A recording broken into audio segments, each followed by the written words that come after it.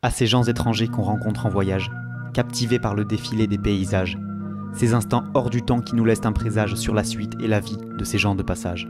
Aux gens avec lesquels on partage un chemin, une proximité, quelques heures, mine de rien, avant de s'en aller dans l'oubli de chacun.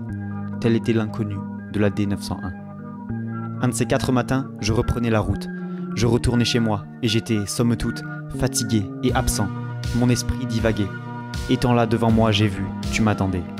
Notre destination fut la même en tout point. Était-ce le hasard? Peut-être le destin?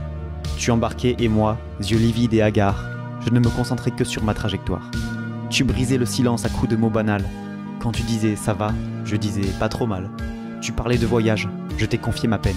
Tu m'as tendu ta main, je t'ai donné la mienne. C'est ainsi que je vis qu'en vrai tu étais belle. Tu étais comme un rêve, mais tu étais réel. Un miroir, un frisson, un contact, une main. L'histoire la plus fragile et celle sans lendemain. Souvenir de ta main, d'une lenteur infernale, la splendide étincelle d'une caresse amicale, qui glissait sur la mienne comme un tendre spectacle et venait réchauffer le cœur de l'habitacle.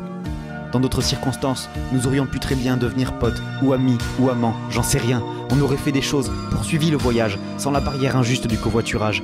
Mais comme on dit souvent, l'histoire ne dure qu'un temps. Tu pris congé de moi, je t'ai vu, en sortant, me quittant d'un sourire avec tous tes bagages, et tes ongles ont frappé le bord du carénage. Et quand tout fut fini, dans le bruit de tes pas, je compris que jamais l'on ne se reverra. Hommage à ces 4 heures, 40 alexandrins, à la fille inconnue de la D901.